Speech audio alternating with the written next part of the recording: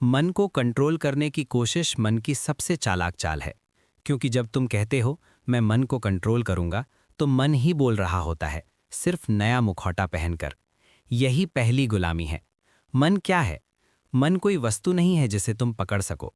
मन कोई मशीन नहीं है जिसका स्विच ऑन ऑफ किया जा सके। मन एक प्रक्रिया है, जैसे हवा बहती है, जैसे नदी बहती है, जैसे बादल आते जाते हैं। लेकिन तुमने मन को अपनी पहचान बना लिया है। तुम कहते हो मेरा मन दुखी है, जबकि सच ये है तुम मन के दुख को देख नहीं रहे, तुम मन बन गए हो। यहीं से गुलामी शुरू होती है। मन कैसे गुलाम बनाता है? पहला रहस्य, मन तुम्हें आदेश नहीं देता, मन सुझाव देता है, और तुम बिना जागरूकता के उन सुझावों को आज्ञा समझ लेते हो। मन कहता है डर लग रहा है, और तुम डर बन जाते हो। मन कहता है ये अपमान है, और तुम घायल हो जाते हो। मन कहता है भविष्य सुरक्षित नहीं है, और तुम चिंता बन जाते हो। मन केवल बोलता है, तुम उसे सच मान लेते हो, और जिस क्षण तुम मन की हर बात को सत्य मान लेते हो, उसी क्षण तुम दास बन जाते हो। मन का सबसे बड़ा हथियार पहचान, आइडेंटिफिकेशन। मन तुम्हें जंजीरों में नहीं बांधता, मन तुम्हें पहचान में बांधता है। तुम सोचते हो मैं क्रोधित हूं, मैं उदास हूं, मैं असफल हूं, मैं कमजोर हूं। ध्यान से देखो, ये सब विचार हैं, लेकिन तुमने मैं जोड़ दिया। मन कहता है क्रोध आया है, लेकिन तुम कहते हो मैं क्रोधित हूं। यही फर्क स्वतंत्रता और गुलामी का है। जब तुम कहते हो क्रोध आया है, तो तुम साक्षी हो। जब तुम कहते हो मैं क्रोधित हूं, तो तुम बंदी हो। मन गुलाम कैसे बनाता है? दूसरा रहस्य, भविष्य। मन कभी अभी में नहीं रहता। मन या तो अतीत में भटकता है या भविष्य में डराता है। भविष्य मन का सबसे शक्तिशाली हथियार है। मन कहता है अगर ऐसा हो गया तो, अगर मैं असफल हो गया तो, अगर लोग मुझे स्वीकार नहीं करेंगे तो। और तुम अभी के क्षण को छोड़कर एक ऐसे समय में जीने लगते हो जो मौजूद ही नहीं। जो व्यक्ति भविष्य में जीता है वो वर्तमान का दास नहीं, वो मन का गुलाम होता है। ध्यान रखना, भविष्य में कोई भी कभी नहीं जी सकता, लेकिन मन तुम्हें वहां डरा सकता है। दृष्टांत, हाथी और रस्सी। एक हाथी के बच्चे को जब बांधा जाता था तो एक छोटी रस्सी काफी होती थी। वो छूटने की कोशिश करता, नहीं छूट पाता। बड़ा होकर वही हाथी लोहे की जंजीरें तोड़ सकता है, लेकिन वही छोटी रस्सी अब भी उसे बांध सकती है। क्यों? क्योंकि रस्सी अब बाहर नहीं, उसके मन में है। मन तुम्हारे साथ यही करता है। बचपन में जो डर, जो शिक्षा, जो संस्कार तुम्हारे भीतर डाले गए, आज वे तुम्हें अदृश्य रस्सियों से बांधे हुए हैं, और तुम समझते हो यही मेरा स्वभाव है। नहीं, यही तुम्हारी गुलामी है। मन का तीसरा हथियार, आदतें, हैबिट्स। मन परिवर्तन से डरता है, क्योंकि परिवर्तन में उसका अस्तित्व खतरे में पड़ता है। इसलिए मन तुम्हें आदतों में बांधता है। वही सोचना, वही प्रतिक्रिया, वही डर, वही क्रोध, वही दुख, और धीरे धीरे तुम एक मशीन बन जाते हो। मन चाहता है तुम अनुमानित रहो, क्योंकि जो अनुमानित है वो नियंत्रित है, जो अप्रत्याशित है वो स्वतंत्र है। मन का चौथा हथियार, तुलना। मन कभी तुम्हें अकेला नहीं रहने देता। वो कहता है देखो वो आगे है, देखो वो ज्यादा सफल है, देखो तुम पीछे रह गए। तुलना मन की गुलामी का सबसे सूक्ष्म जाल है, क्योंकि तुलना में तुम कभी पर्याप्त नहीं हो। सख्त हमेशा कोई आगे होगा, हमेशा कोई सुंदर होगा, हमेशा कोई अमीर होगा, और मन कहेगा तुम कम हो। ये कम की भावना तुम्हें दौड़ में डालती है, और जो दौड़ रहा है वो जागरूक नहीं हो सकता। मन और समाज, मिलीभगत। समाज मन को मजबूत करता है, क्योंकि मन वाला व्यक्ति आसान गुलाम होता है, सोचने वाला नहीं, सोचा हुआ व्यक्ति। धर्म, शिक्षा, राजनीति सब मन को नहीं तोड़ते, मन को सजाते हैं। वे कहते हैं ऐसा सोचो, ऐसा मत सोचो, ये सही है, ये गलत है। लेकिन कोई ये नहीं कहता सोचने वाले को देखो, क्योंकि जिस दिन तुम देखने लग गए मन गिरने लगेगा। मन पर नियंत्रण नहीं, मन से दूरी। यही सबसे क्रांतिकारी बात है। मन को नियंत्रित मत करो, मन से दूरी बनाओ। देखो विचार आ रहा है, बस देखो ना, उसे अच्छा कहो न बुरा कहो, न रोकने की कोशिश करो न पकड़ो, सिर्फ देखो। देखते देखते एक चमत्कार होता है, विचार धीमे पड़ने लगते हैं, क्योंकि मन को तुम्हारी अचेतन भागीदारी चाहिए। जैसे ही तुम जागरूक होते हो, मन कमजोर होने लगता है। मन की सबसे बड़ी चाल, आध्यात्मिक अहंकार। ये बहुत सूक्ष्म है। मन कहता है मैं साधक हूँ, मैं ध्यान करता हूँ, मैं दूसरों से ज्यादा जानता हूँ, मैं जागरूक हूँ, और तुम सोचते हो कि तुम मुक्त हो रहे हो, लेकिन ये भी मन ही है, नया लिबास पहनकर। जब तक मैं मौजूद है, मन मौजूद है।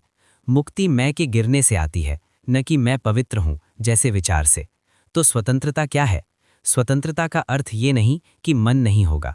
स्वतंत्रता का अर्थ है मन होगा, लेकिन तुम उसके स्वामी हो, वो तुम्हारा नहीं। मन बादल है, तुम आकाश हो। मन लहर है, तुम सागर हो। मन कथा है, तुम साक्षी हो। पहला ध्यान सूत्र, बिना विधि। जब भी कोई विचार आए, बस इतना देखो, ये विचार है, इतना ही। कोई प्रतिक्रिया नहीं, कोई निर्णय नहीं। ये छोटा सा देखना मन के साम्राज्य में पहली दरार है। भाग 1 का समापन। मन तुम्हें गुलामी में नहीं बांधता, मन तुम्हें कहानियों में बांधता है। और जो आदमी कहानी से बाहर आ गया, वो आज़ाद हो गया। कहानी चलती रहे, लेकिन तुम कहानी नहीं रह जाते। सुनो, अब तक तुमने मन की स्थूल चालें देखीं, डर, चिंता, भविष्य, तुलना, आदतें। लेकिन मन इतना मूर्ख नहीं है कि केवल इन्हीं हथियारों से काम चलाए। अगर वो केवल डर से ही चलता, तो तुम बहुत पहले जाग चुके होते। मन की असली शक्ति उसकी सूक्ष्म चालों में है, जहां वो तुम्हें लगेगा कि तुम स्वतंत्र हो रहे हो, लेकिन वास्तव में तुम और गहराई से गुलाम बनते जा रहे हो। मन की 8वीं चाल, पीड़ित बन जाना। मन कहता है, मैं पीड़ित हूं, मेरे साथ गलत हुआ, दुनिया अन्याय है, लोग मुझे नहीं समझते। ध्यान से सुनो, ये बहुत मीठी चाल है, क्योंकि पीड़ित बनने में तुम्हें कोई जिम्मेदारी नहीं लेनी पड़ती, और जहां जिम्मेदारी नहीं, वहां स्वतंत्रता भी नहीं। मन चाहता है कि तुम पीड़ित बने रहो, क्योंकि पीड़ित कभी विद्रोही नहीं होता, कभी साक्षी नहीं बनता। पीड़ित हमेशा किसी को दोष देता है, और दोष देने वाला कभी भीतर नहीं झांकता। मन की 9वीं चाल, आशा। लोग सोचते हैं आशा बहुत सुंदर चीज है। मैं कहता हूं, आशा मन का सबसे मीठा जहर है। मन कहता है, अभी नहीं, लेकिन कल सब ठीक हो जाएगा। अभी दुख है, लेकिन आगे सुख है। अभी गुलामी है, लेकिन एक दिन मुक्ति मिलेगी। और तुम आज को टाल देते हो। ध्यान रखना, जो आज को टाल देता है वो जीवन को टाल देता है। मुक्ति भविष्य में नहीं है, मुक्ति इसी क्षण में है, लेकिन आशा तुम्हें इस क्षण से दूर रखती है। मन कहता है, थोड़ा और सह लो, और तुम सहते चले जाते हो। मन की 10वीं चाल, अपराध बोध। ये बहुत पुरानी चाल है, धर्मों ने इसे सबसे ज्यादा मजबूत किया है। मन कहता है, तुम गलत हो, तुमने पाप किया, तुम शुद्ध नहीं हो, और तुम भीतर से छोटे होने लगते हो। अपराध बोध मन की जेल है, क्योंकि अपराध बोध वाला व्यक्ति खुद को दंडित करता रहता है, और जो खुद को दंडित कर रहा हो, उसे बाहर से कोई गुलाम बनाने की जरूरत नहीं। दृष्टांत, साधु और पत्थर। एक साधु था जो रोज नदी के किनारे बैठता और कहता, मैं बहुत पापी हूं। एक दिन किसी ने पूछा, तुमने ऐसा क्या किया है? साधु बोला, कुछ नहीं, लेकिन मैं सोचता हूं कि मैं पापी हूं। यही मन की चाल है, विचार को सत्य मान लेना। मन की 11वीं चाल, भूमिका। रोज मन तुम्हें भूमिका देता है, पिता, माता, पति, पत्नी, अधिकारी, शिष्य, साधक। भूमिका बुरी नहीं है, लेकिन जब तुम भूमिका बन जाते हो, तब समस्या शुरू होती है। तुम पिता की भूमिका निभा रहे हो, ठीक है, लेकिन अगर तुम सिर्फ पिता हो गए, तो तुम्हारी चेतना मरने लगती है। मन चाहता है कि तुम भूमिका से चिपके रहो, क्योंकि भूमिका पहचान देती है, और पहचान मन का ईंधन है। मन की 12वीं चाल, आध्यात्मिक अनुशासन। अब ये बहुत खतरनाक क्षेत्र है।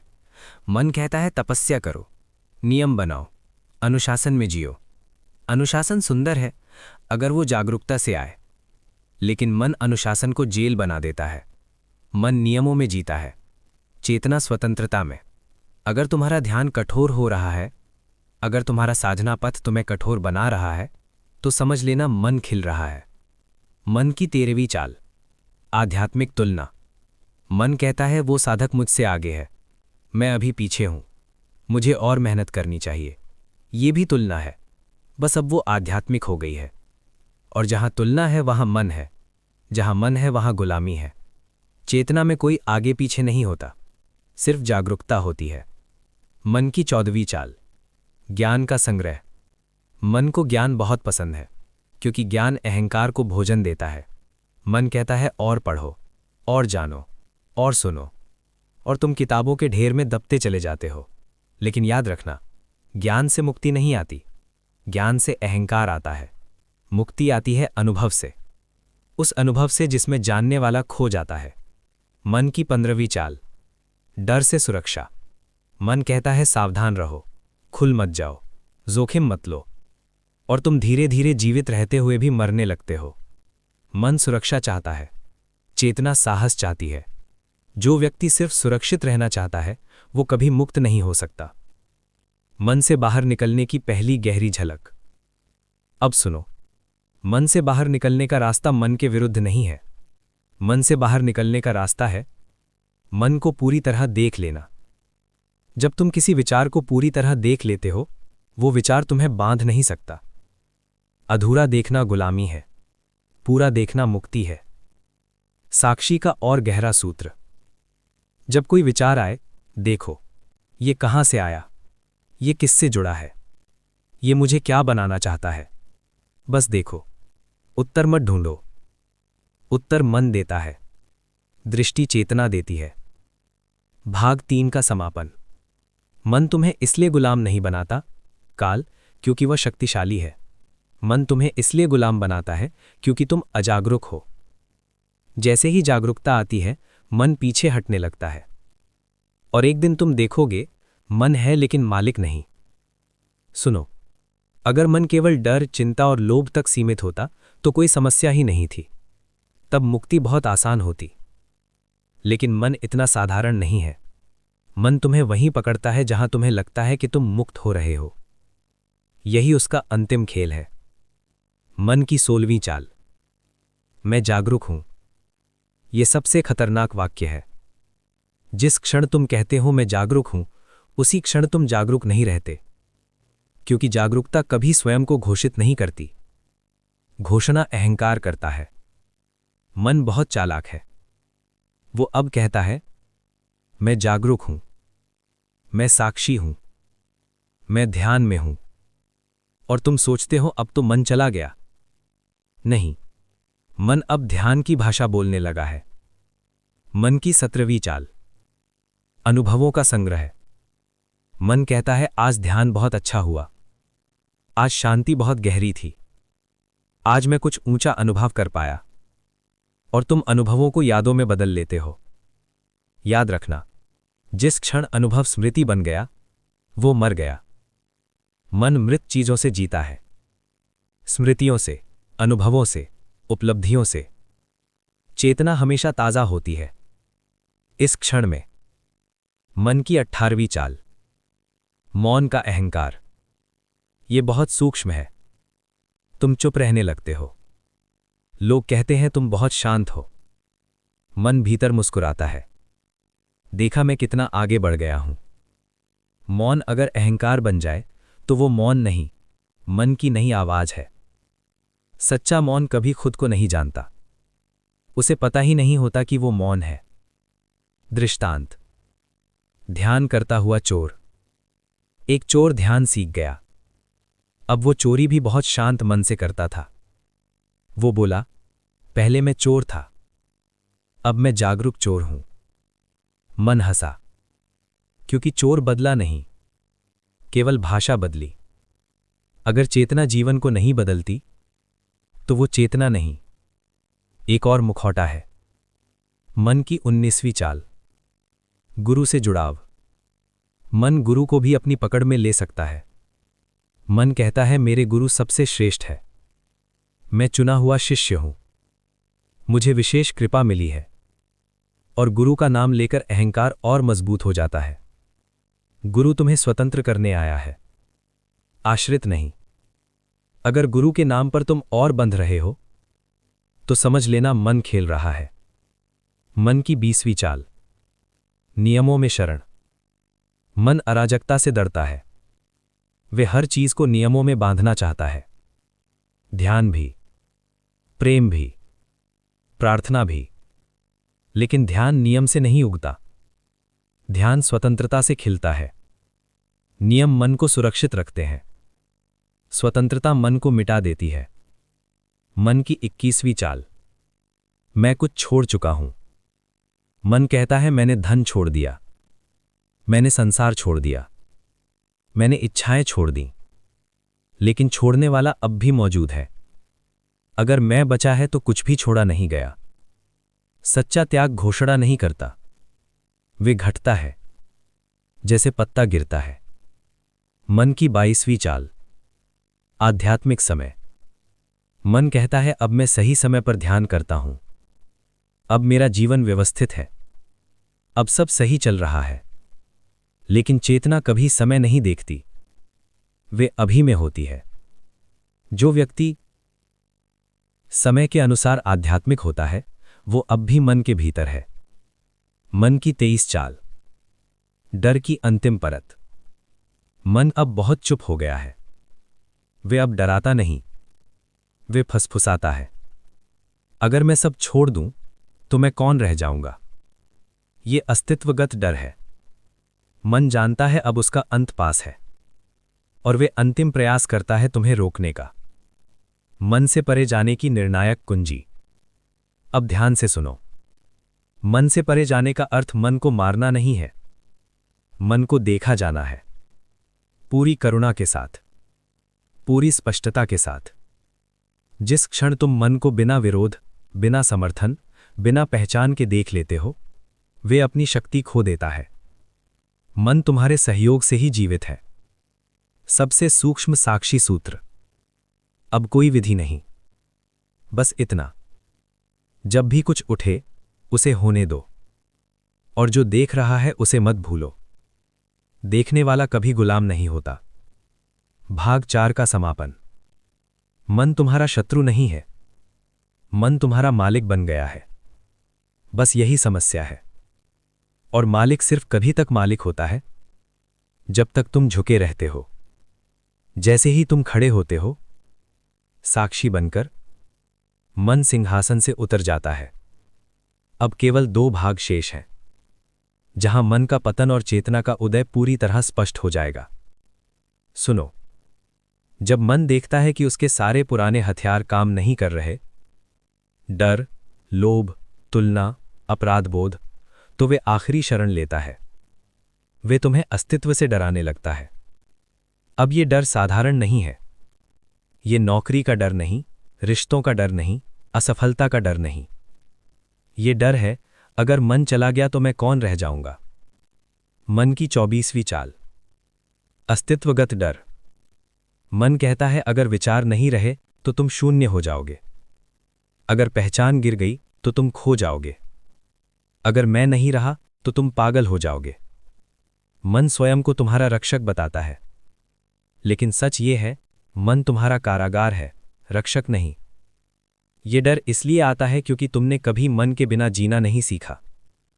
मन तुम्हें यही सिखाता रहा, मैं हूं तो तुम हो। लेकिन वास्तविकता उल्टी है। तुम हो इसलिए मन है। मन की 25वीं चाल। मुझे अभी मत छोड़ो। ये बहुत मानवीय लगता है। मन फुसफुसाता है, थोड़ा और रुक जाओ, अभी पूरी तैयारी नहीं हुई। थोड़ा और अभ्यास कर लो, अभी सही समय नहीं है। और तुम टाल देते हो। याद रखना, मुक्ति कभी तैयारी के बाद नहीं आती। मुक्ति साहस के क्षण में आती है। मन चाहता है कि तुम हमेशा लगभग मुक्त रहो, पूरी तरह नहीं। मन की 26वीं चाल। संतुलन का भ्रम। मन कहता है मन को पूरी तरह छोड़ने की जरूरत नहीं। थोड़ा मन, थोड़ा ध्यान, यही संतुलन है। ये समझौता मन का अंतिम खेल है। ध्यान रखना, संतुलन मन और चेतना के बीच नहीं होता। संतुलन चेतना के भीतर होता है। मन और चेतना मिल नहीं सकते। या तो तुम जागरूक हो या तुम मन में हो। बीच का रास्ता सिर्फ एक भ्रम है। मन की 27वीं चाल। पहचान का अंतिम अवशेष। मन कहता है कम से कम एक पहचान तो रहने दो। मैं साधक हूं, मैं खोजी हूं, मैं सत्य की राह पर हूं। लेकिन ये भी